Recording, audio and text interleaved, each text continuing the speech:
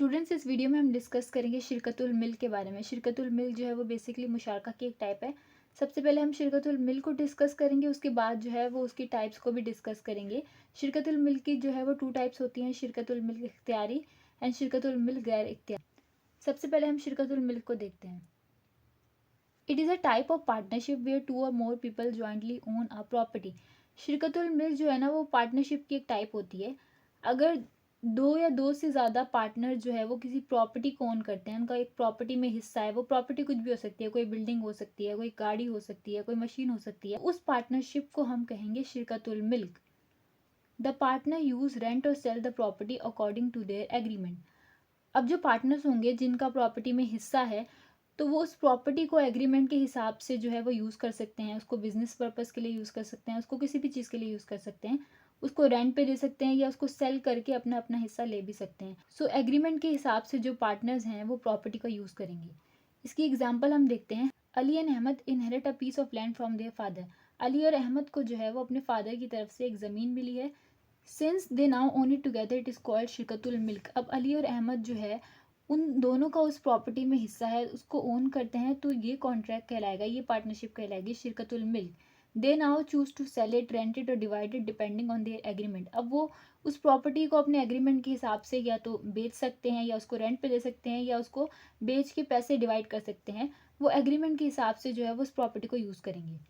Next हमारे पास है शिरकतुल milk की टाइप्स। शिरकतुल मिल्क की जो है वो 2 टाइप्स हैं, शिरकतुल मिल्क इख्तियारी एंड शिरकतुल मिल्क गैर इख्तियारी। सबसे पहले हम देखते हैं शिरकतुल मिल्क इख्तियारी। अब इख्तियारी का मतलब क्या होता है? इख्तियारी का मतलब होता है बाय देयर ओन चॉइस, अपनी मर्जी से। Joint ownership that happen by choice, meaning the owner voluntarily decided to buy something together.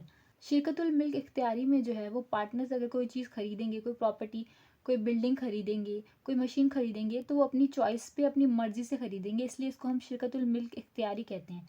इसकी एग्जांपल हम देखते हैं। Ali and Bilal decided to buy a car for business use. Since they purchase it by their choice, their ownership is called शिरकतुल मिल्क इख्तियारी। Ali and Ahmed ने जो है वो अपने बिजनेस के इस्तेमाल के लिए गाड़ी खरीदी है। अब क्योंकि उनको बिजनेस के इस्तेमाल के लिए गाड़ी की ज़रूरत थी और उन्होंने अपनी मर्जी से वो गाड़ी खरीदी है बाय देयर चॉइस, तो ये ओनरशिप कहलाएगी शिरकतुल मिल्क इख्तियारी। सेकंड टाइप हमारे पास है शिरकतुल मिल्क गैर इख्तियारी।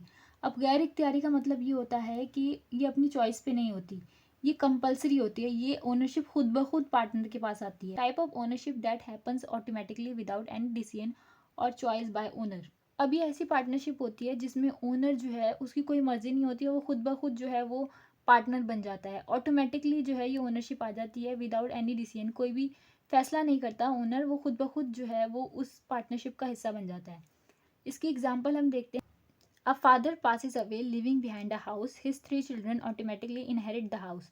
अब फादर की डेथ हो गई है तो उसका घर ऑटोमेटिकली उसके तीनों बच्चों के नाम हो गया है and jointly own this house. अब वो तीनों बच्चे जो हैं वो इस घर के मालिक हैं। दिस इज शिरकतुल मिल्क गैर इख्तियारी because they did not choose to buy the house together.